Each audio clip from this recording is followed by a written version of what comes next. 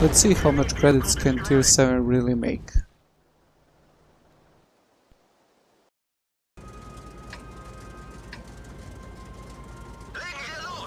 Hello guys and welcome back to World of Tanks Ace Tanker series. As you can see, today we'll have another one of those premium tanks, and we are going to continue our story from the previous video that I will link up somewhere in the description or in the top right corner. On that, how much do really premium tanks earn? So we saw a tier 5 tank in a tier 6 match the last time, and we saw that actually when you are firing a lot of gold, then you have to fire if you want to win. In those kind of situations, you at the end of the game really don't earn much. Now let's see what happens in the tier 7 when you are a top tier tank like mrshoy is in his E25. So I chosen this replay. I could have gone with the SU-12244, but this one seemed really nice, so I wanted to review it. Now, immediately at the start of the map is live oaks, as you can see. mrshoy goes to the left side and tries to fight off with the medium and light tanks that are advancing. So this tank is really mobile and it moves quickly, so mrshoy is ahead of his team here and he needs to back off if he wants to stay alive. He takes one shot there. Really, he could have gone pretty bad here for him when those medium tanks start to crest the ridge like that Comet is doing there. Now Comet, as you all know, really good tank, very good for cresting ridges and shooting in hull down position, so he has to be really careful here when fighting against those mediums. Now, as you may know, this tank has 150mm of penetration with the standard shells and only around 125 to 150, I believe, damage per shell, so you don't expect to do much damage at each shell that you fire, but you are firing really fast, and if you have all the perks on your tank, you can get your DPM up to 3200 damage per minute, which is really nice for a tier 7 tank destroyer. As I said, the tank moves really fast, it turns his tracks really fast, so you're not going to get flanked like you could get flanked in other tank destroyers. You are playing this tank destroyer as a really mobile tank destroyer or as a sneaky tank destroyer, as you can see mrshoy doing here.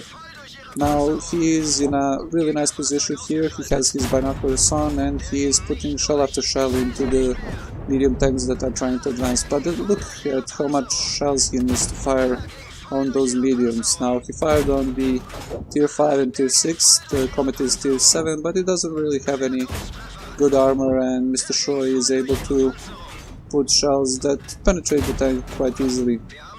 Now he is firing at a little bit harder targets like this KV-1S.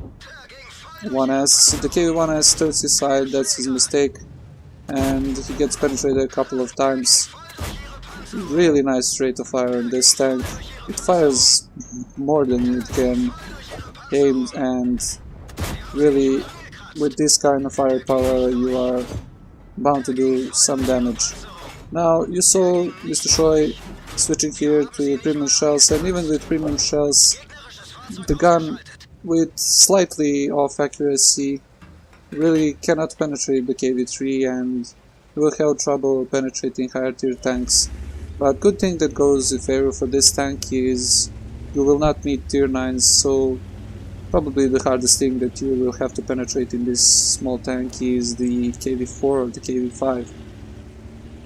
So really what we saw here is a nice play by mrshoy. He went back when his teammates on this side were overrun. He found a nice push and started putting shell after shell after shell into the enemy tanks that were trying to fight him off. Now he's going for this Comet.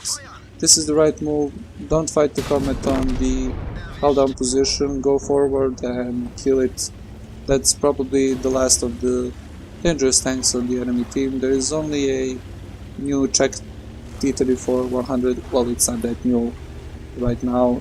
It's been a while that the Czech Tech tree got out.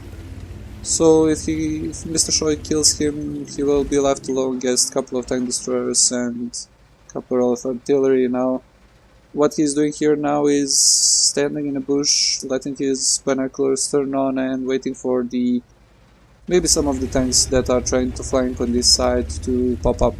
Now, he didn't spot anybody here, so he decides to go forward.